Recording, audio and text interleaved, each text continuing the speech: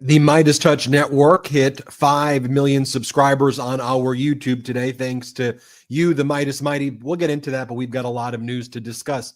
E. Jean Carroll and her lawyer, Roberta Kaplan, broke their silence about the back-to-back federal trials that they defeated Donald Trump in New York, where Donald Trump was found liable for sexual abuse and for defamation. The case is currently still through the appellate process, but E. Jean Carroll keeps winning during the appellate process. But she expressed to us things that she's never told anybody else about the trial. Let's watch what went down. And what this book does is we approach things in a light way because we understand this is a man who wears apricot makeup with his hair twirled around his head like Barbara Stanwyck in Ball of Fire, who we can beat. Robbie figured that out 5 years ago. I was so close, Ben, I was so close. If I went this far and reached back, I could have him by the hair. I heard almost every single thing he said. Robbie had to stand up and object to Judge Kaplan, saying, Your Honor, if we can hear him, what does the jury think? And by the way, Ben, when you looked at the jury, they were like stunned by the moaning and his groaning and his weeping and his snarling and his, he was very cruel to Alina Habba, Esquire, really treated her terribly. I don't know how she carried on, but we were there. We saw everything. The farting, you wanted to know about that? I didn't say that, but it was a silent one. It was a silent one, sort of. That's all. All right.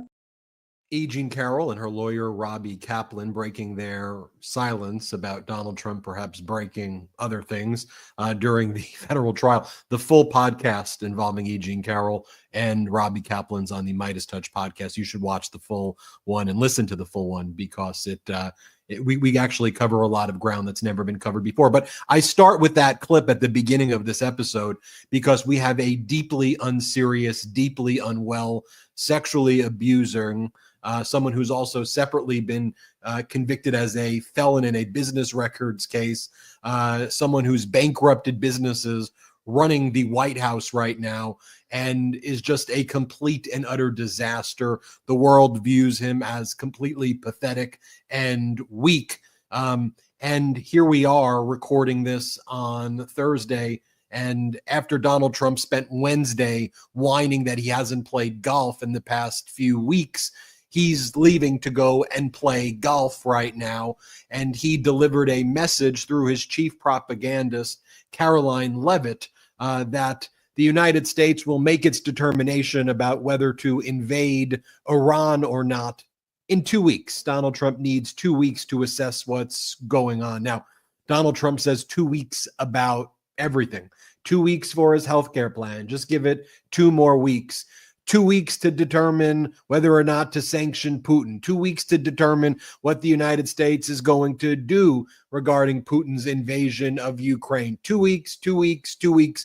That's Donald Trump's basic statement for he's not going to do anything. He's just going to wait and then see what happens and then either try to run away from accountability or take credit depending on what happens. But before I show you what Caroline Levitt said at the press conference, I think we have clip of Donald Trump from April and May repeatedly when asked, well, what are you going to do with Putin? You promised there would be peace in Ukraine in 24 hours. That hasn't happened. Putin continues to escalate things. Donald, what are you going to do? Let's roll tape.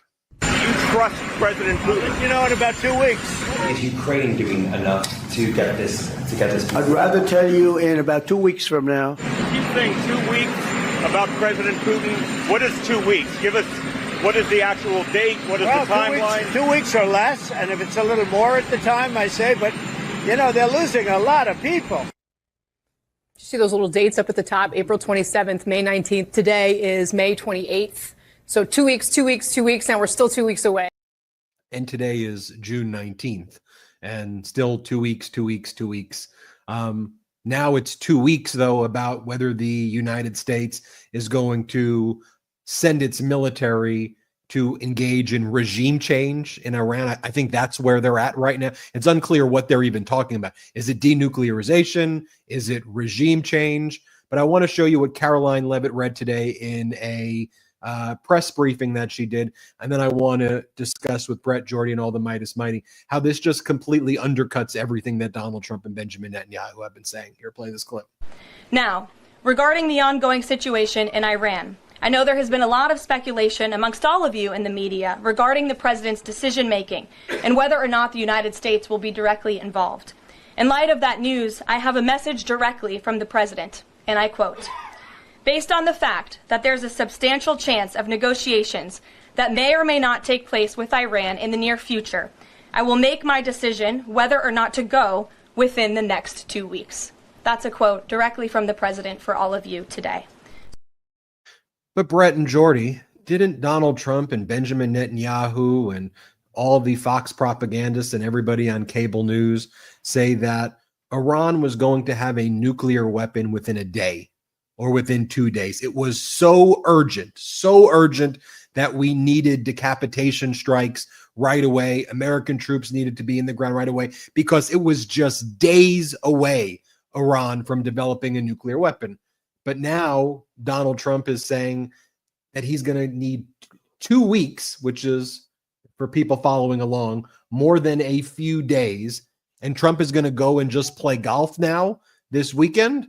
Now, that undercuts, of course, everything that Trump and Netanyahu and everyone's saying. But we didn't need to hear that as confirmation.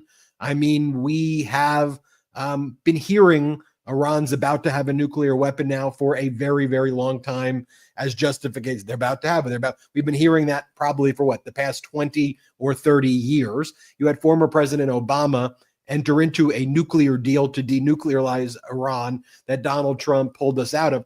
We heard from Donald Trump's director of national intelligence in the past 90 days, Tulsi Gabbard, who said that Iran is not capable of producing a nuclear weapon in the near term, certainly not in the next few days. And I want to be clear where I stand. I don't want the Ayatollah to have a nuclear weapon. I don't like the Ayatollah. I don't think that the Ayatollah and the way Iran is being run is good for the world. I think they're a dangerous regime. I think they're horrible and awful. Just as an American, I don't want to get us into an endless Middle East war again, where we're committing troops. Is our goal? Denuclearization? Is it ceasefire? Is it regime change? What is it? You have people on Fox talking about America dropping nukes on Iran that can bust through the ground in order to basically, hit where they claim the nuclear program is taking. They're talking about Americans dropping nukes or bunker busting bombs. What happens if you get rid of? What if you get rid of the Ayatollah? You're going to have a bloody civil war in Iran. What does that mean for America? Clarity. What the hell is even happening?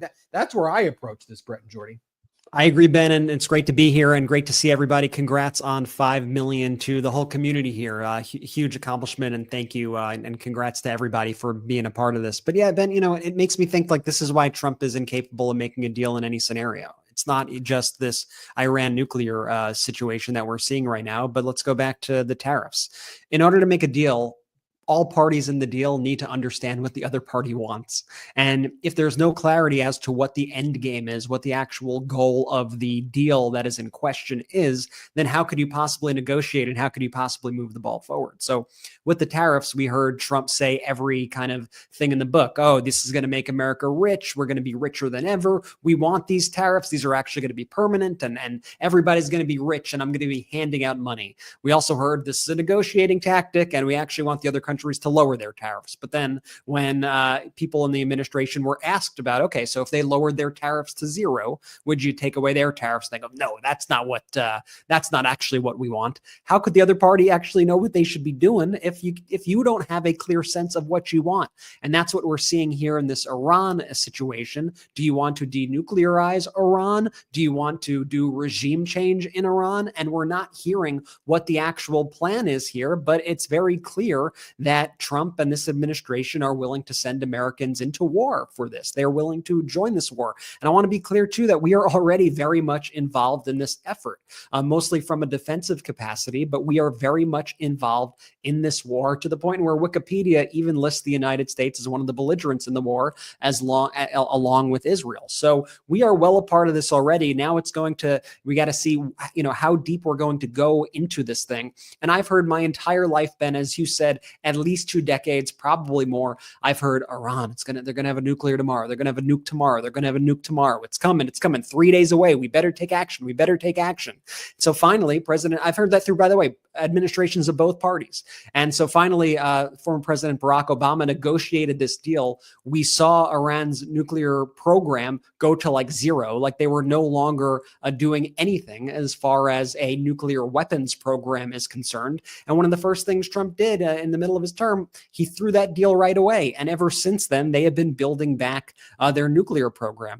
Now our own intelligence agencies seem to say that, at least in public, that there is no evidence that they are very close to a nuclear weapon, but that's not what Netanyahu's saying. That's not what Trump is saying. That's not what the war hawks in the Republican Party and some on the Democratic side are saying. But Tulsi Gabbard, Donald Trump's DNI a few months ago in March, she went out there and she said that Iran is not working towards a nuclear weapon right now. That's what she said in public. And so one of the issues about all the lies that we're seeing right now is we simply don't know what to trust. We don't know what to believe. And that's one of the issues. So when I hear all this incoming from the administration, and if you turn on Fox right now, they are bloodthirsty. They want a war. I mean, I'm getting flashbacks right now. What do you want? They want to nuke them? Yeah, they want a nuclear war. I'm getting flashbacks right now to 9/11, post 9/11, when we got into Iraq. It's the same sort of rhetoric that we're hearing. It's the same sort of, warmongering. It's the same sort of, they're going to get weapons, or they have weapons of mass destruction, or they're going to get weapons of mass destruction in just a few days. We got to go in there now. And I'm sorry, I'm not willing to risk American troops. I'm not willing to put Americans on the line for this one. People could say on the right, oh, but you thought Ukraine was a good idea. You thought, yeah, because that prevented Americans from getting into a war. Like, if you want to really go there, Biden was actually the peace president.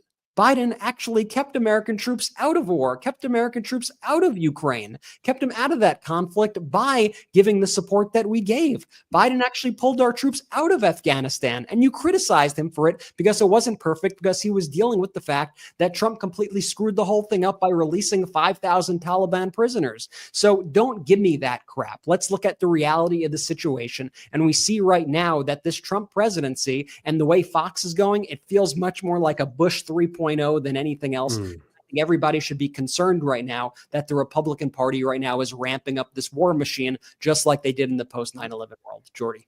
Absolutely, Brett. And to your point, the juxtaposition between President Biden and Donald Trump, it could not be more clear in this instance. What did Biden do? He got us out of war. What's Trump doing? He's getting us into war.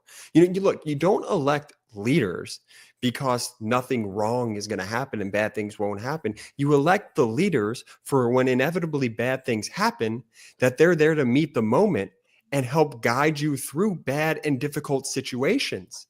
But what we have right now is this kakistocracy. It's the most incompetent people running the government. You see Caroline Levitt up there. I'm sorry, that chief propagandist, she has a third grade reading level. I mean, when she was reading that statement, it just sounded straight out of North Korea. What are we doing? And it's frustrating from a standpoint of these are American lives that are going to be on the line, that are already on the line.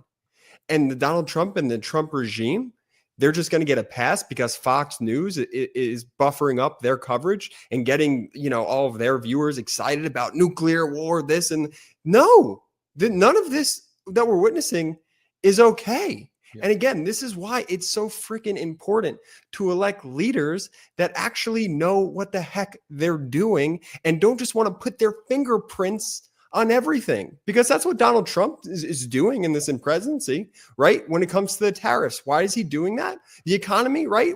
We were the envy of the world, right? The economy was going back on track under President Biden. Donald Trump comes in, we're going to do these tariffs. Let me put my fingerprints on there. Let me do, and just totally throws everything up in shambles. I mean, this is the craziest report, by the way. So when Trump was debating at first, this is a legitimate report that came out. When Trump was debating at first, should the U.S. get involved in this Iran-Israel situation? Trump, wasn't 100% sure. But then he saw that Fox News was praising Israel's attacks on Iran. And he liked the images of war. He liked the images of the bombs raining down on Iran. And Fox was saying how brilliant of a campaign it was because Israel was taking out the top military, the top leaders in Iran and nuclear scientists. And Trump wanted to feel like he was part of it. And so Trump went all in because of the way it looked on Fox News. And that's what you see. And I just want to show you this clip, just like for context, because we're not making this up here, right? Tulsi Gabbard. This is Donald Trump's director of national intelligence. This was Tulsi Gabbard in March of this year, speaking about whether or not Iran is actually in the process and close to building a nuclear weapon. Now, I want you to listen to what she has to say.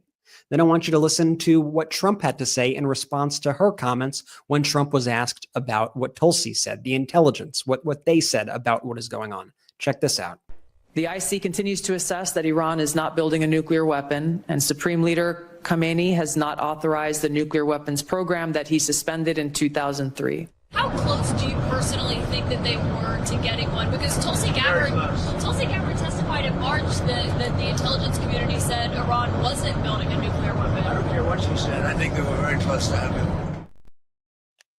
I don't care what she said is what Donald Trump said about his director of national intelligence. Now, whether he cares or doesn't care, could you imagine a leader in any organization taken outside of this context, which is a very serious one, but just assume you were asking someone who's a CEO of a company, your CFO has said the following about your revenue projections.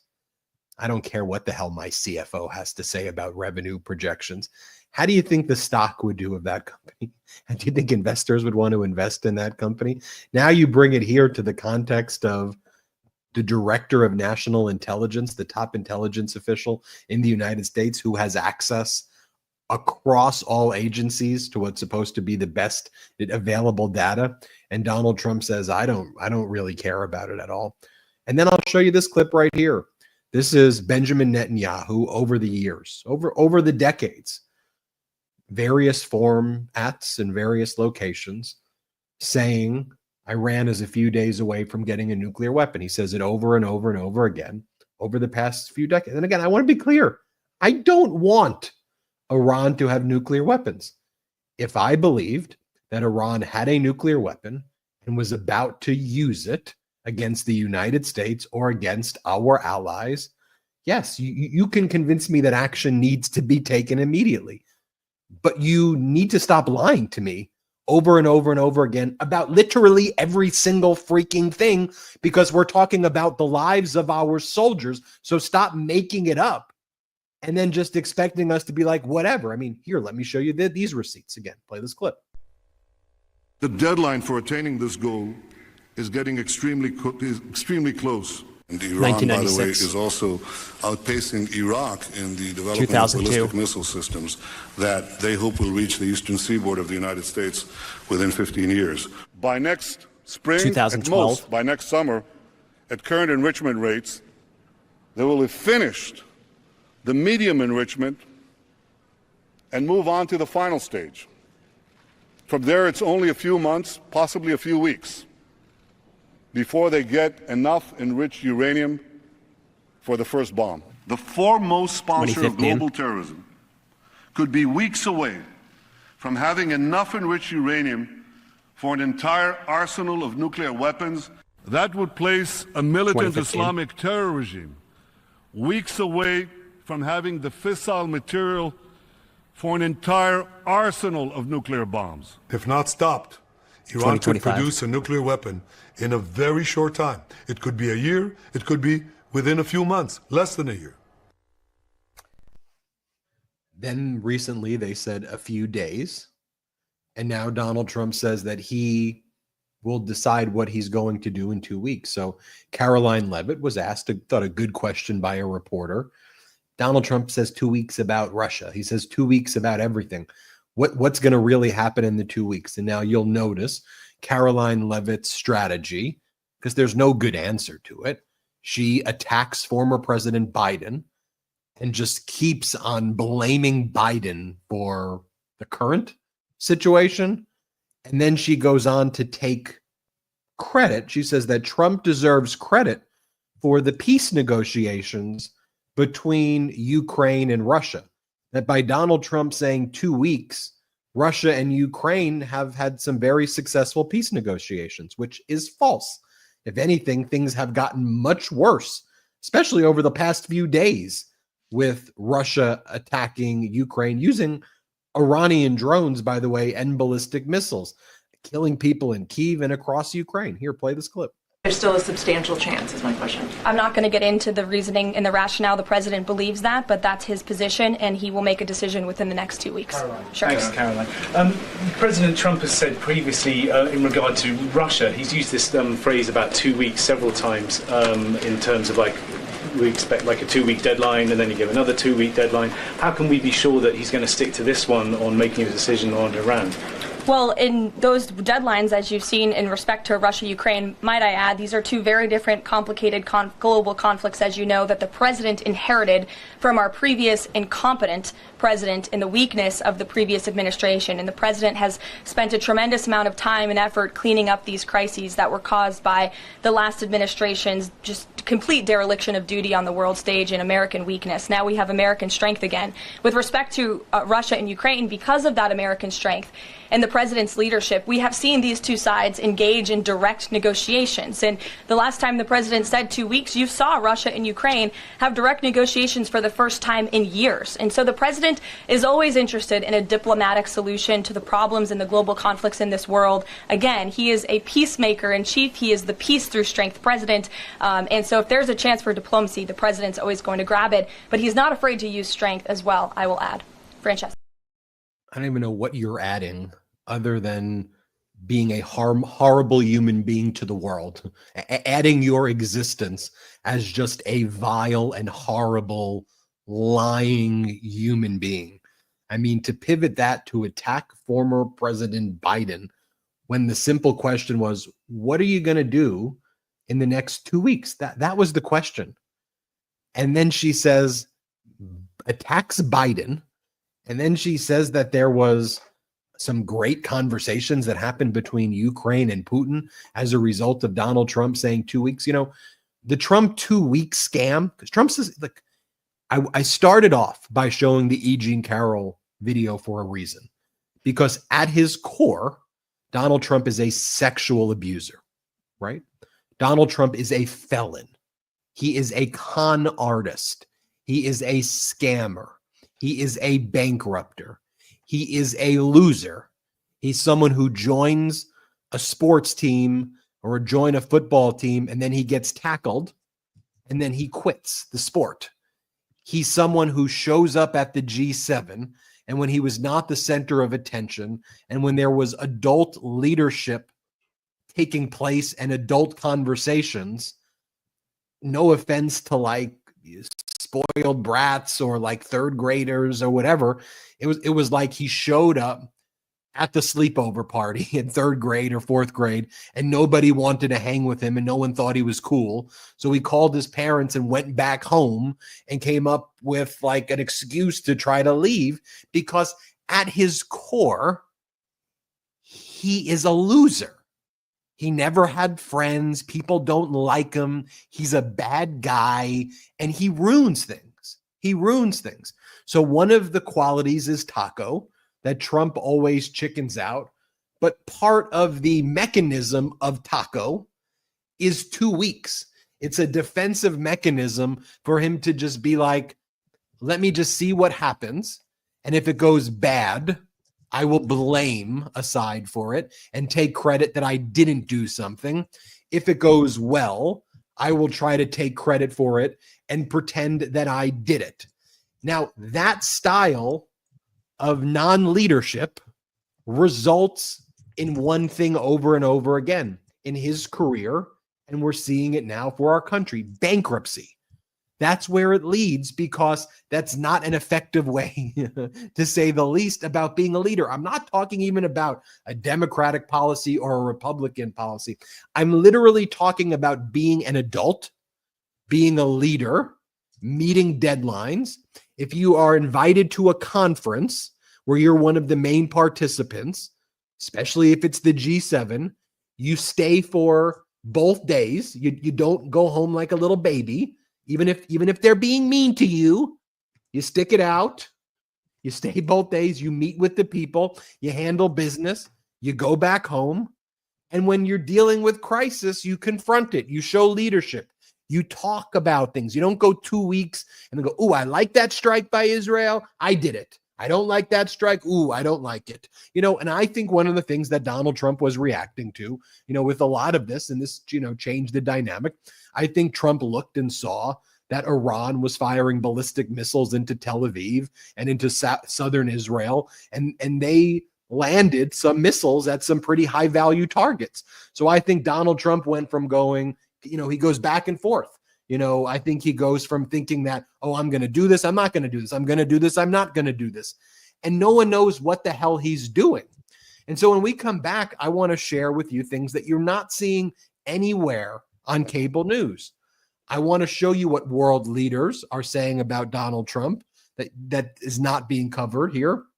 And I want to also talk about the war against the Houthis, which America lost. And America is actively covering up that we lost a war in Yemen to the Houthis, who knocked out 2 F-18s, 7 Reaper drones. Donald Trump then called them honorable people, entered into a ceasefire, promised commercial vessels would be able to traverse the Red Sea, which has not happened to this day. And then they lie and commit fraud like Donald Trump did in his business dealings to try to act like we had some successful operation, when one of the things we know is that classified information was put on Signal chats. And then the defense to that was, but the operation was successful. No, it wasn't. America lost the war to the Houthis, and no one talks about it here. Like it's like it's living in a propaganda regime where we pretend everything is beautiful, everything is good. Well, we'll come with the receipts after our first quick break. I want to thank everybody for helping us get to 5 million subscribers. Thank you for helping us unlock the 5 million subscriber emojis. And we love that there are so many people who became members of the MeidasTouch YouTube. We have exclusive membership content now. We're trying to grow this. Don't you worry. We're not taking down any content. We just have some additional features as well. You access the emojis.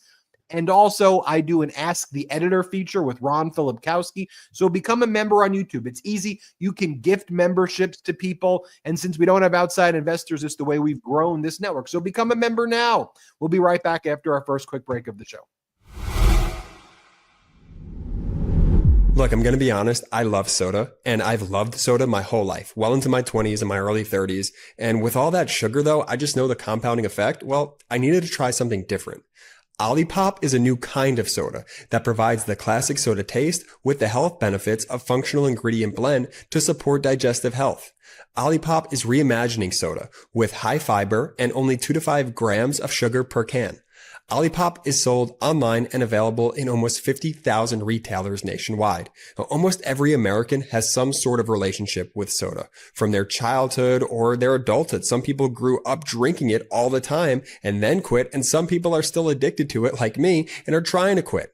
Olipop uses functional ingredient blend to support digestive health. Olipop offers a delicious alternative to traditional soda, providing mainstream consumers with the flavor they want without the typical health trade-offs. 90% of Americans consume more than the USDA's daily recommended added sugar intake of 30 grams. Sweetened beverages like soda are the leading source of added sugars in the American diet. Olipop is much, much lower in sugar than conventional sodas, with only 2 to 5 grams of sugar from natural sources. There's no added sugar. Their vintage cola has just 2 grams of sugar as compared to a regular Coca-Cola, which has 39 grams of sugar. Their orange squeeze has 5 grams of sugar compared to the orange Fanta, which has 44 grams of sugar. Get a free can of Olipop. Buy any 2 cans of Olipop in store and Olipop will pay you back for one. Works on any flavor, any retailer. Just head to drinkolipop.com/Meidas. Olipop is sold online, drinkolipop.com plus Amazon, and available in almost 50,000 retailers nationwide, including Costco, Walmart, Target, Publix, Whole Foods, Kroger, and Heb. Again, head to drinkolipop.com/Meidas. I need to tell you about our incredible sponsor, Dupe.com. Have you ever fallen in love with a couch, lamp, or rug online, and then your soul leaves your body when you see the price tag? Well, I'm going to let you know a little secret called Dupe.com. It's ridiculously easy to use. All you have to do is type dupe.com / before any product URL, and it instantly shows you similar and more affordable alternatives. These aren't sketchy knockoffs either. Here's the thing most people don't realize. Most furniture sold online is mass produced in the exact same factories. Those factories then sell to brands under different names who then list them for different prices. Dupe.com automatically lists these less expensive alternatives for you, so you're not overpaying just for some brand name. Millions of people have already used Dupe to save money, and it's 100% free to use. That $5,000 cloud sofa you don't think you could justify, the beautiful mid-century dresser you've had bookmarked forever. Dupe will find you a similar item, sometimes even the same item, for 60, 70, even 80% off. With Dupe.com, you can finally decorate the house of your dreams without going broke. Dupe.com isn't just about furniture either. Dupe works for fashion, shoes, jewelry, and more. Dupe.com really is so easy to use. Just type dupe.com / before any product URL in your browser and boom, it instantly finds the less expensive alternatives. They even have an app and a browser extension you can download. No account required, no sign up required. It's completely free to use. Stop wasting money on brand names and start saving with Dupe.com today. Shout out to our sponsors. Links in description of both the YouTube and the audio. Use the links, use the codes, let them know we sent you. Olipop, I'm telling you, I'll drink of the summer for sure. Check it out. Dupe.com, brand new, incredible site. They actually have a heavy social media presence. Let them know that we're talking about them tonight. Show them some love. Real quick, a couple quick housekeeping things before I toss it over to Ben. Guys, we're Meidas Mighty. We passed 5 million subscribers, as we mentioned earlier. That's all thanks to you guys. And if I recall, I think I made a little bit of a prediction here about less than 10 days ago. Brett, do we have that video? The Meidas Mighty never let us down when we make this prediction. I believe that we will hit 5 million YouTube subscribers and by or before July 1st. So that's 20 odd days right now, depending on when you're listening to this. Don't make me look like a fool, y'all. The Meidas Mighty have never let us down before. We are on our way. We're about 90,000, 89,000 subscribers. Y'all hit subscribe right now if you haven't yet. We're going to hit 5 million before July 1st. Bookmark it. Let's revisit this in 20 days. Well, we revisited it 10 days sooner. You guys are the best, man. This is the Meidas Mighty, this community, the greatest community of all time. Y'all, we were 90,000 subscribers away just 10 days ago. Kind of nuts, huh? and now we're here at 5 million subscribers. This is a win from us all, for all of us, for all of you. And so I want to do something special. Store.MeidasTouch.com. Use code MIGHTY today at checkout, and you'll get a discount on your whole order. Use code MIGHTY, MIGHTY. And you'll get a 10% discount on your entire order at store.MeidasTouch.com. Y'all never let us down. Thank you guys so much. Benji, where to next? Brett, you mentioned that when it comes to Donald Trump tariffing the world and then saying he's going to do 90 deals in 90 days, and he's basically done 0 deals in 90 days. I don't know what it was that he dropped and made Prime Minister Keir Starmer pick up and bend on his knees because Donald Trump wouldn't pick it up himself when they were talking together. But that certainly isn't a trade deal. Right? Trade deals are hundreds of pages or thousands of pages long. It looked like it was 3 pieces of blank paper that fell on the floor. And just think about that scene. Donald Trump drops him on the floor. The Prime Minister of the United Kingdom has to bend down on his knees in front of Donald Trump and crawl like a toddler to pick up the pieces of paper while Donald's like, oh, and then Keir Starmer's like, those papers are quite important, and I'm watching this and I'm like, what the hell is happening? And the only thing that even relates to is giving preferential treatment to Rolls-Royce, Bentley, and Land Rover over American auto manufacturers. So I don't consider that a trade deal, okay? I've seen trade deals. That's not a trade deal. Maybe a memorandum of understanding that gave the UK benefits on their automobile industry. And certainly we don't have a trade deal with China. We just imposed 145% tariffs and then reduced them to 30%, then added them back to 55%. Okay, so that's not a trade deal. Brett, you said that one of the issues, like when you listen to Prime Minister Ashiba of Japan or the European Union, van der Leyen, or just whoever, they go, we don't even know what the hell the Americans are saying. Right. Like we don't know what. We don't know. We don't even understand the words that there's. What is it that you're asking us for? Like, we can't negotiate with people who we don't even know. But Brett, the other point is that how do you negotiate with people who breach the deals?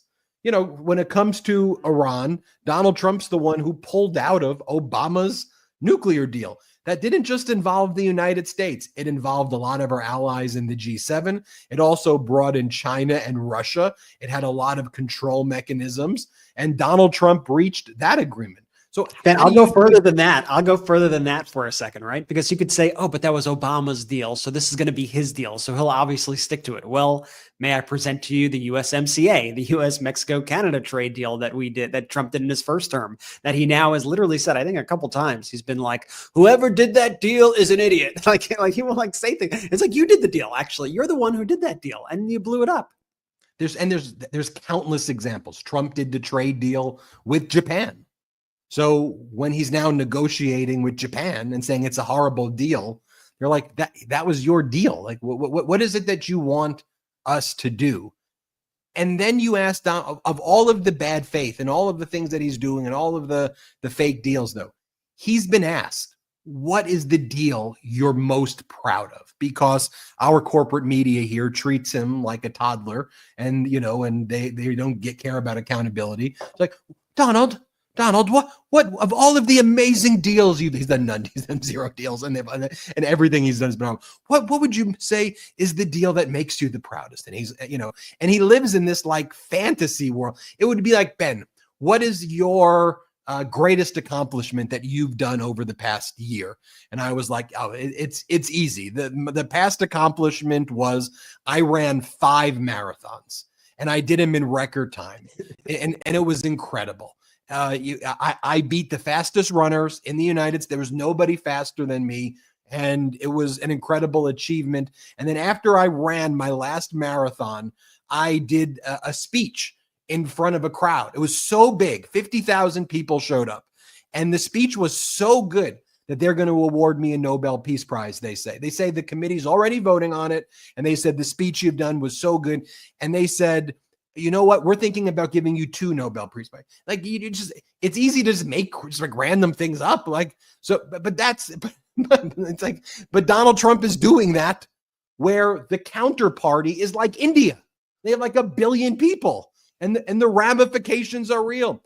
So Donald Trump says the best deal he's made so far is that when it's come to the brief war between India and Pakistan following the terrorist attacks in Kashmir, Donald Trump said he negotiated himself the ceasefire. He mediated the ceasefire. He brought the parties together. He dangled trade in front of them and said, hey, India, hey, Pakistan, you want to do some trade with the United States? Become friends. They became friends, and Donald Trump did it. He should thus get a Nobel Peace Prize. That's what Donald Trump has said. And this has pissed off India. Really hasn't pissed off Pakistan that much, because for Pakistan, they've put money into Donald Trump's family crypto business, and then they got an invite to the White House. Did you know on Tuesday? It was a Tuesday or Wednesday. I think it was Wednesday. The chief of the Pakistan army was quietly in the White House meeting with Donald Trump pretty soon after they put money in a crypto company owned by the Trumps. Modi did not show up at the White House. Modi called Donald Trump because Modi, the prime minister of India and Trump were supposed to meet at the G7 on Tuesday. And Donald Trump was supposed to meet with Zelensky and President Claudia Sheinbaum and Prime Minister Shiba of Japan and others as well. But Trump was too scared to meet them. And Modi's been absolutely pissed. You didn't do that deal. It's infringing on India's sovereignty. And so India's foreign minister had to give an address to the people of India, communicating the 35-minute call about what went down and what Modi had to tell Trump. Here, play this clip. I think the deal I'm most proud of is the fact that we're dealing with India, we're dealing with Pakistan, and we were able to stop potentially a nuclear war through trade as opposed through bullets. You know, normally they do it through bullets. We do it through trade. So I'm very proud of that. Pradhan Mantri Modi ne Prime Minister Modi clearly told President Trump that during this entire episode, there was never any discussion at any level about an India-US trade deal or US mediation between India and Pakistan. The discussion to halt military action occurred directly between India and Pakistan through existing channels between both armies and was made at Pakistan's request. Prime Minister Modi firmly stated that India has neither accepted mediation nor does it do so and never will do. There is complete political unanimity on this subject in India. President Trump understood the details explained by the Prime Minister and expressed support for India's fight against terrorism. Prime Minister Modi also said that India now sees terrorism not as a proxy war, but as a war. That's what Donald Trump said was his greatest accomplishment, was a deal that the Prime Minister of India saying, stop saying you did a deal. You didn't do a deal. And everybody in the international community is just mocking him and they're laughing at him. And at the G7, they were laughing at him and they were all talking about, oh, you're doing social media posts now, Macron? They were just laughing and mocking Donald Trump in his absence. Going back to the example that I gave, you know, the kid who leaves the sleepover or leaves the party early and calls mommy and has to leave. It's kind of like that. And then everybody's like making fun of the kid who left. You know, that's what they were doing to Trump at the G7. Like, the guy left. Like, what's wrong with? Like, what's absolutely wrong with this guy?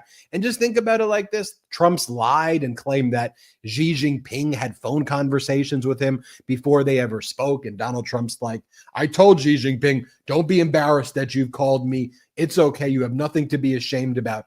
And then China had to keep saying, there's no conversations. They're not talking. What are they even talking about? And then Donald Trump's like making up.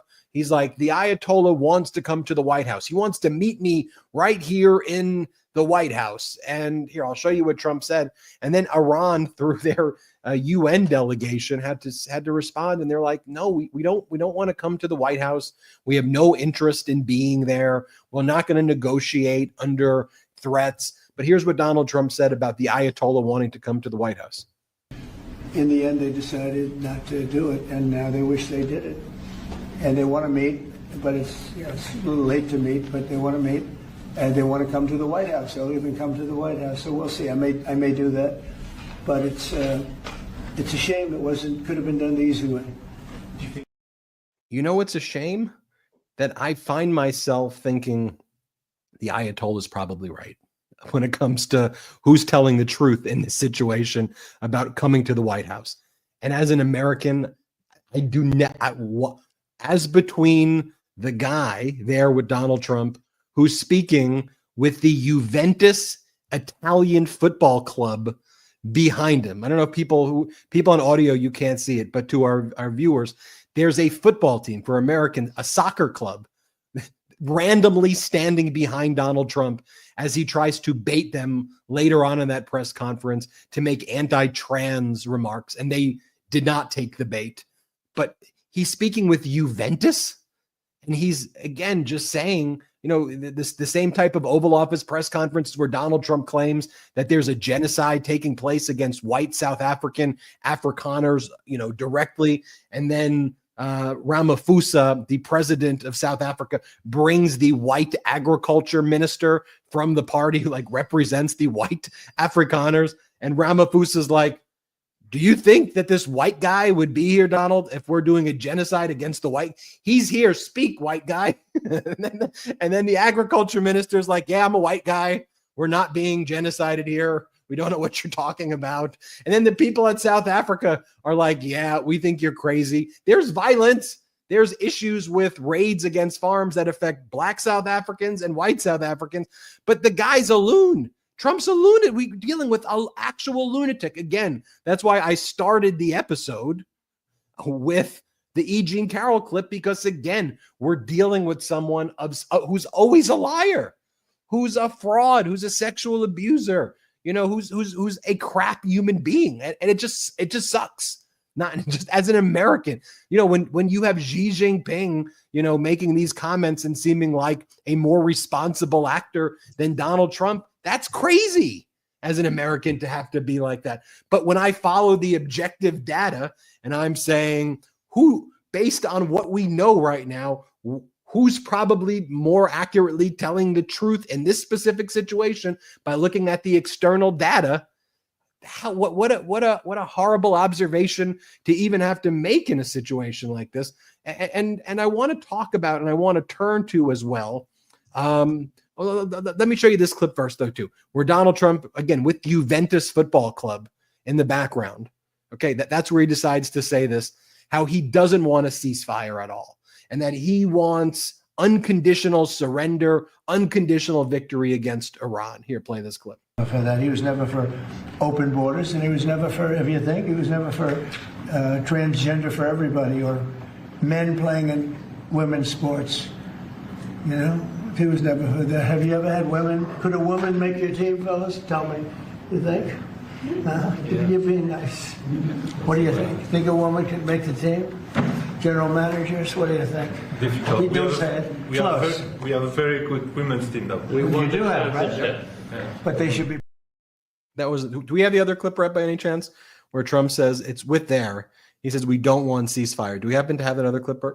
The President Emmanuel Macron of France the other day, the G7, No, it sounded like. he's a nice guy. Look, he said I was going back home to make a ceasefire. Not a ceasefire. We're long beyond ceasefire. And I said, why do you say that? Why would you say ceasefire? It's a bad term to use.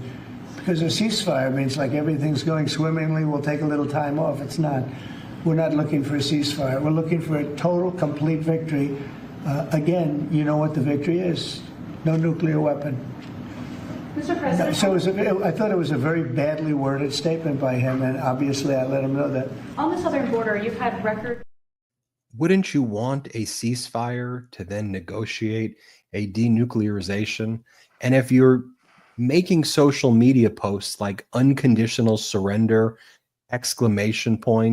And saying we're going to kill, like in kills in cap, ! The Ayatollah, it would surprise me then that the Ayatollah would say, you know what? I want to come to the White House. I want to see those big poles of yours that you are putting up on the north and south lawn. And just think about that scene as Donald Trump's actual poll numbers are plummeting. And as Donald Trump is so insecure about his own inadequacies, he has to erect gigantic poles in the White House that look like an eyesore in front of it. I want to talk about that. I want to talk about the situation with the Houthis. I want to talk about much more. Everybody, reminder, become members right now to the MeidasTouch YouTube page. It really helps grow the MeidasTouch network. Since we built this without outside investors, it unlocks the emojis, it unlocks members features. You can gift memberships to others here. So if you've ever wanted to make a big contribution to the MeidasTouch network, it was like, how do I do it? There's really no limit. And then everybody can get members if you want to gift everybody, members. So it's a fun way to help grow the network and unlock some membership features. Let's take our last quick break of the show. And when we come back, I want to talk about this Houthi situation since it's not getting enough attention. I want to talk about Jerome Powell, the chairman of the Federal Reserve, and what he said this week, and maybe a few other things. But let's take our last quick break of the show. This episode of the MeidasTouch podcast is brought to you by Wild Grain. Wild Grain is the first bake from frozen subscription box for artisanal breads, pastries, and pastas. Wild Grain's boxes are fully customizable to your taste and dietary restrictions. In addition to their classic variety box, they recently launched a new gluten-free box and a plant-based box that is 100% vegan. Best of all, they take the hassle out of baking, since all items bake from frozen in 25 minutes or less with no mess or cleanup. Now, my personal experience with Wild Grain has been incredible. I wouldn't steer you wrong. It's super convenient and all the products are high quality and super fresh. I cannot say enough good things about Wild Grain, and I know that you're going to love them as much as I do. Are you ready to bring all your favorite carbs right to your doorstep? Be sure to check out Wild Grain so you can begin building your own box for artisanal breads, pastas, and pastries. For a limited time, Wild Grain is offering our listeners $30 off the first box, plus free croissants in every box when you go to wildgrain.com/Meidas to start your subscription. Long work weeks and busy weekends can leave you feeling and looking depleted. Prolon's 5-day fasting mimicking diet works at the cellular level to rejuvenate you from the inside out, providing real results.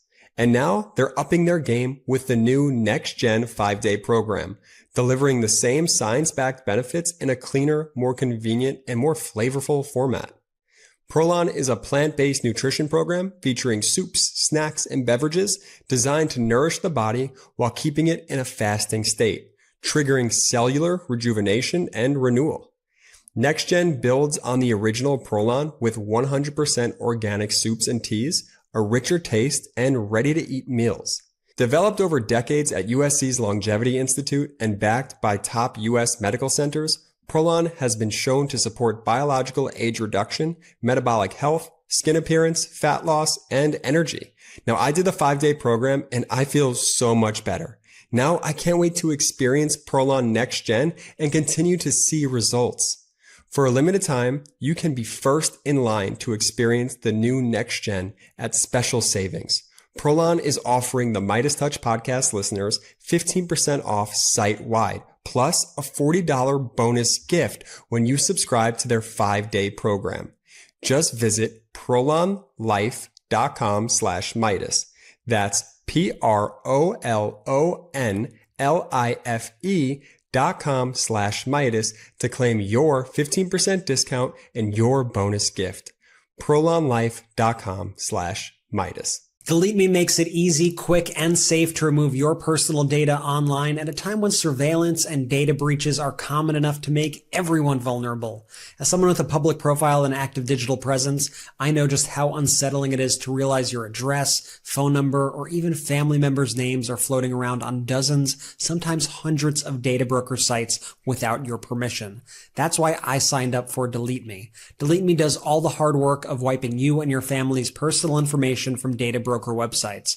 You simply let them know what information you want removed, and their privacy experts take care of the rest. They even send personalized reports so you can see what they found and what they've successfully removed. And it's not a one and done deal. Delete Me keeps working, monitoring, and cleaning up your data regularly. Take control of your data and keep your private life private by signing up for Delete Me, now at a special discount for our listeners. Get 20% off your Delete Me plan when you go to joindeleteme.com/Meidas and use promo code Meidas at checkout. The only way to get 20% off is to go to joindeleteme.com/Meidas and enter code Meidas, MEIDAS at checkout.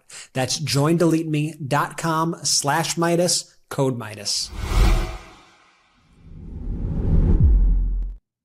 Let's go. Shout out to our sponsors. Links in description, both YouTube and the audio. Use the links, use the codes. If there's an exit survey, let them know we sent you. One of the cool things about working on the brand side of things, like I've become very close friends with all of these brands and like the people who manage them, and they watch the show. Like they're big fans. Wild Grain's big fan, Prolon big fan, Delete Me big fan. So show them some love. Honestly, we wouldn't market this stuff if it wasn't actually good. So check them out. Use our codes. And then just last reminder before I kick it back to Ben, store.MeidasTouch.com, promo code MIGHTY, MIGHTY, 10% discount on everything. Thanks to y'all for making me not look like a jerk for hitting 5 million subscribers within the 10-day window that I knew we'd do it in. So store.MeidasTouch.com, promo code Mighty at checkout. Benji, where to next? America spent hundreds of millions of dollars, potentially billions. We don't really know because our Defense Department covers everything up. But in a war with the Houthis in Yemen that America lost. And American media doesn't provide any reporting on that fact. We just hear Pete Hegseth wear his stupid while wearing a stupid camouflage tie go, "We destroyed them! Lethality! Lethality!" America could not defeat the Houthis. It pains me to say that, but it's just the reality. What was the mission? Why were we targeting the Houthis in the first place? Because American commercial vessels were not able to transverse or travel through the Red Sea because of Houthi strikes on American commercial vessels. So the success of this mission, which was an actual real war, although it wasn't called that, was to allow American commercial vessels back in the Red Sea and to allow United States military to make strategic strikes on the Houthis to allow that to take place. Well, America lost 2 F-18 Hornets in the region that mysteriously disappeared. We never got a good explanation of what happened. It was like they fell off the ship. Okay. And then we lost 7 Reaper drones above Yemen, 7 Reaper drones at least, and it could potentially be more. And then remember before the commercial break where Donald Trump said, "Why would I do a ceasefire?" Like as though ceasefires are just bad and show weakness and are pathetic. It's got to be unconditional surrender and victory. Well, remember back on May 7th, 2025, what Donald Trump said about the Houthis? I know there's a lot of news and a lot of distractions out there, but remember Donald Trump said that we entered into a ceasefire with the Houthis. He called them honorable people about 6 times in this press conference. He called the terrorist group, the Houthis, honorable people. And he said how much he respects their word and he trusts that. How do you respect the word and you trust the Houthis? And notice what he says. And he goes, "And we will be able to have our commercial vessels now in the Red Sea. Mission accomplished." So watch what he does on May 7th. Play this clip. Take a look. But, we had really a very good, as you know, we had a very good outcome with the Houthis, and we honor their word. I mean, they made a commitment, and we dealt with other countries that were close to them and their surrogates, and we honor all of their words. And we'll see what happens, but I think, I believe that hopefully that's over with. And they'll leave the ships alone, just leave those ships alone. But so we do. We take their word for it. It was, we hit them very hard. They had a great capacity to withstand punishment. They took tremendous punishment. And, you could say there's a lot of bravery there. It was amazing what they took. But we honor their commitment and their word. They gave us their word that they wouldn't be shooting ships anymore, and we honor that. I want to thank you all for being. What the hell is that? Sounds like he's wants to have a romantic relationship with the Houthis. Like, when has he ever talked about any group like that? Like at all? Honorable people. I respect their word. So brave. Such incredible people. They gave me the word. American commercial vessels will be in the Red Sea. Okay, well. Secretary of Defense, former Fox host Pete Hegseth, was recently on Capitol Hill this was mid to late June now. And he was asked by Democratic Congress member Seth Moulton. Congressmember Moulton's been on the MeidasTouch network numerous times. I've interviewed him. He's a veteran. He did 4 tours of duty in Iraq. He knows his stuff. He asks Hegseth, how many American commercial vessels since then have been able to be in the Red Sea? The answer is 0. Now watch Hegseth, like the weasel that he is, try to pretend that there was a victory. But these are losers. Again, I'm not trying to get political. I'm talking about character. Trump, Hegseth, the whole crew of them are loser human beings. Watch this. You talked about the success of the Houthi operation. About how much money did it cost? How much money did you spend on missiles shooting at the Houthis? Well, you'd have to compare that with what it costs. I'm just asking how much did it cost? Divert our shipping lanes around. I'm told it's several $100 million, maybe close to $1 billion. How many U.S. flagged commercial ships have transited the Red Sea since your so-called successful operation? Well, thankfully, unlike the previous administration. The answer is zero. Military vessels transit. No. I didn't ask about military vessels. I which asked would about be the commercial precursor vessels. for how many commercial vessels? Transit. It's been several weeks. How many commercial vessels, U.S. flagged, have Well, transited would the Red you, Mr. Congressman, put civilian ships? The through questions dam are not to for me, military Mr. Secretary. ships? They're to you. We have responsibly put military. The answer is ships zero. through first. I reclaim my time. And going back to the example, these are the kids in school who didn't do their homework, who didn't prepare, who think that they're smarter than everybody. It's only hurting ourselves. Like when Defense Secretary Pete Hegseth behaves that way, or Caroline Levitt, okay, you're trying to win a news cycle with an oligarchical American corporate news that's going to parrot what you're saying. Oh, okay, but you're going to screw the country. Like there's an objective reality out there, and it ain't what you are doing. And you saw Donald Trump claim commercial vessels would be in the Red Sea, and you saw Hegseth try to wiggle out of it. And remember, this is where our classified information was put in signal chats about the operation. I don't know. Maybe the Houthis had access to that classified information. Maybe the reason that 7 Reaper drones and 2 F-18s were decimated, maybe the other side has intel. I don't know if that's the case, but I know that the regime that we have here in the United States lies to us over and over again, because I'll tell you where they're most comfortable doing crap like this. They took down Hillary Clinton's portrait on the First Lady hallway in the White House. And you know what they replaced it with? A photo of Donald Trump's face as the American flag. So is Donald Trump saying that he's a first lady? He's putting a weirdo. It's funny framing. Well, I mean, why would it go there? I mean, our audio listeners, congratulations that you don't have to even see what this photo looks like. Donald Trump likes posting this now as he's going to golf. This is what he posted an hour ago. Too many non-working holidays in America. It is costing our country billions of dollars to keep all of these businesses closed. The workers don't want it either. Soon we'll end up having a holiday for every once working day of the year.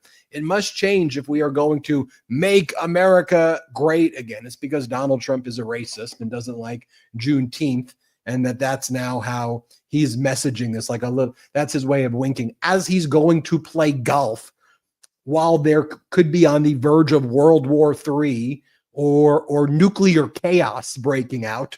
If you take Donald Trump at his own word, if you take what Trump and Fox are saying at their own word, in the next 24 to 48 hours, Iran can have a nuclear weapon, and they're preparing to direct it at New York. That's what they've been saying, that there will be mushroom clouds in New York. So we need to take action immediately, urgently. But first, Donald Trump's got to golf. And then 2 weeks needs to pass, and then maybe another 2 weeks. And then maybe he compounds the 2 weeks and merges it with the trade deadlines. And then maybe, I don't know, maybe he'll start talking to the Ayatollah about tariffs. Or maybe the Ayatollah buys some Trump crypto and works with the Pakistanis and then buys Trump crypto. Maybe that's why the chief of staff of the Pakistan army was there representing the Ayatollah to talk about a crypto. Who the hell knows what these idiots are doing? But we are a country run by idiots right now. Absolute, complete, and total idiots right now is what's going on. And just take a look at the stagflation warning that's taking place right now. According to the Fed, they are now predicting a brutal mix for 2025. Inflation up to 3%, growth down to 1.4%, unemployment up to 4.5%. They're holding interest rates steady for now. They still expect 2 cuts this year, but there were supposed to be a lot more cuts and earlier cuts had Donald Trump just did nothing and not declare a trade war against the world. I think we have this clip of Donald Trump with construction workers behind him, where Trump is asked, is the U.S. moving closer to striking Iranian nuclear facilities? And this is when Donald Trump was showing the big poles he's putting up on the north and south lawn. I just want you to listen to his response right here and how he talks about this. Like, as I play this, I want you to think about the speeches of the FDRs and the Trumans and the Eisenhowers and the JFKs, right? You know, Obama. And we're talking about war. We're talking about potential nuclear war. And here's how Donald Trump frames the issue when he's asked about, is America going to get potentially involved in World War III? Here's his response. Let's play it. Will you strike the Iranian nuclear component? And what time exactly, sir? Sir, would you strike it? Would you please inform us so we can be there and watch? I mean, you don't know that I'm going to even do it. You don't know. I may do it. I may not do it. I mean, nobody knows what I'm going to do. I can tell you this. I may do it. I may not do it. I don't know. Let me speak to these construction workers behind me who I'm using as props. Can you believe it? I started off with a press conference with Juventus. Randomly, I have the Italian football club standing behind me as I talk about nuclear war. And then I start telling them, you guys believe the Democrats want to turn everybody transgender? Transgender for everybody? What the hell? Transgender for everybody? What weirdo, dystopian, sick world do these people like inhabit? Transgender for all? What are they talking? Just stop bullying marginalized community. What the hell are you doing? It's a transgender for everybody. And then he's there saying, maybe I do it. Maybe I don't do it. I don't even know. Do we have the clip where he talks about golfing and how so now he's going golfing, but here's the clip where he was longing and whining about how much he hasn't been able to golf lately because he's had to deal with work as he basically attacks Americans for taking a holiday. Here, play this clip. When you find time in your schedule. 35 club championships. You all know that. I know that. 35 club championships. I haven't hit a ball in 3 weeks, 4 weeks. It's time to get out there. It's time to get a little busy. Would you rather have me be doing what I'm doing? I think, of course. In the end. See the way they have that hoisted? It's great. Because if you lift it up from one, you have to lift it from the bottom. But you have to get it there. But if you lifted it from without that, the whole thing would split. I'm looking at a crazy person, like a straight up crazy human being. Like I do not want to allow him to dodge accountability. And I don't want to ever make light in any way about mental illness at all, period, full stop. I'm looking there. I don't know how else to describe what it is that I'm seeing other than we all see it. And I'm tired of being gaslit into acting like that's some normal stuff.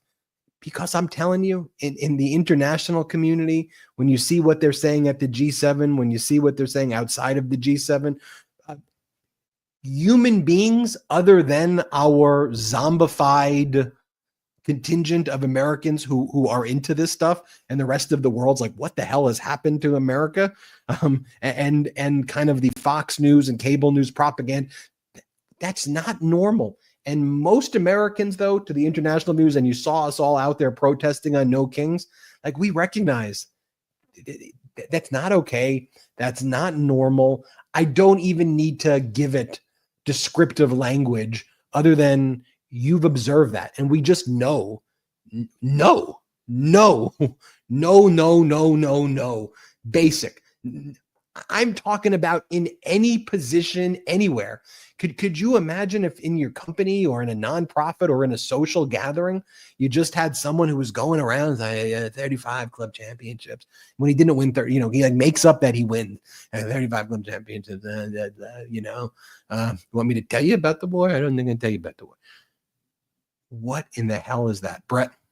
And the person he was speaking to there was Brian Glenn, Marjorie Taylor Greene's boyfriend. So one of the things that he does here is at all these press briefings now, you have kind of the corporate press. You got a few of them, still in the room. And then you got a bunch of these Right wing doesn't even do it. It's just straight up like Russian propaganda press that's in the room with him. So you got the Marjorie Taylor Greene's boyfriends, you got the other OAN people, Newsmax people, and they fill the rooms and they ask just the most insane questions. The way they word the questions are all just absolutely insane.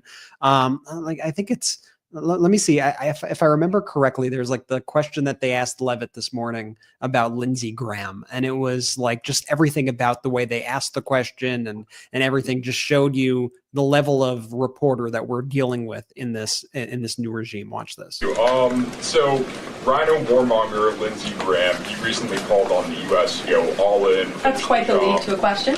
Right. What's your message to everyday Trump supporters? Not the Tucker Carlsons or other big names, but everyday Trump supporters, grassroots who voted for President Trump to stop the wars, rejected this in the primary, going into another war with voting against Nikki Haley, and they want to see non-U.S. involvement in this war. What's your message? Trust in President Trump. President Trump has incredible instincts, and President Trump kept America and the world safe in his first term as president in implementing. All right, you get it. This is we live in North Korea right now. Okay, like you see that, right? The person who asked the question asked the question. Rhino warmonger Lindsey Graham. That's how he began his question, which was even a little too much for Caroline Levitt, who was like, "Oh, that's quite the way to start the question. Maybe hide it a little better next time." And then her question: "Trust on President Trump. He is all-knowing. He is great." This is what we're dealing with right now. So on the one hand, we have a very complicit kind of mainstream press, who's, by the way, much better than that. Okay, I'm going to be very clear about that. I'll take them any day over whatever the hell that was. And then you got these people in there, and you got these people covering it. So my message as we sort of wrap things up here is remain vigilant out there. Understand that the information that's coming to you from a lot of these sources may be packaged as news. A lot of it's bullshit. A lot of it's propaganda. And so it becomes harder and harder to sift through it. I think one of our jobs that we view, one of the things we view as our jobs here is to sift through it and to try to find the real stories, what's actually going on here with the Houthis, what's actually going on with the, India-Pakistan situation, what's actually going on in Iran. And it's not easy, and we're going to get it wrong, sometimes for sure, but we're going to try to figure out the truth in that. I even had some folks reach out to us from Japan listeners of the MeidasTouch podcast, Japanese listeners. And they said, I thank you so much for showing that clip of the Indian foreign minister, because even in my country here, they were reporting what Trump said, that Trump was the person who did that deal between India and Pakistan. So thanks for clearing that up for me. And I think we just all need to constantly be shining light on this darkness that we are seeing here. Jordy. I put the hat on because I'm about to get serious. Oh, no. Caroline Levitt said, kept America safe like he did under his first presidency. There were mobile morgues under Donald Trump's first presidency. Millions of people lost their lives under Donald Trump's first presidency. Mobile morgues kept America safe under Donald Trump's first presidency. Well, he said like a miracle, it was all going to go like a miracle. And that's what I wanted. In 2 weeks, it's going to go away like a miracle. Again, another 2 weeks, it's just going to go away. You know what?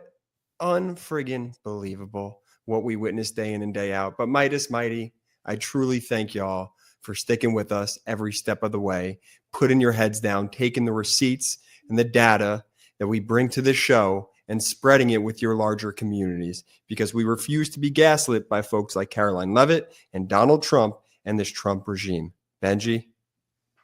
Everybody get 10% off with code MIGHTY at store.MeidasTouch.com right now. Subscribe on audio, leave a 5-star review. We're so grateful for everyone. Become a member, gift memberships to other people on YouTube. Check out MeidasPlus.com. And thank you, everybody, for your support. None of this is possible without you. Jordy, take it away. Shout out to the Meidas Mighty!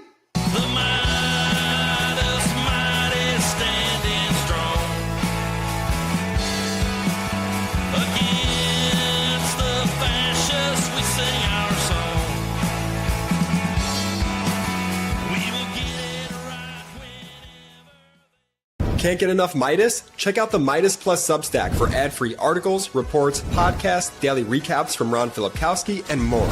Sign up for free now at MeidasPlus.com.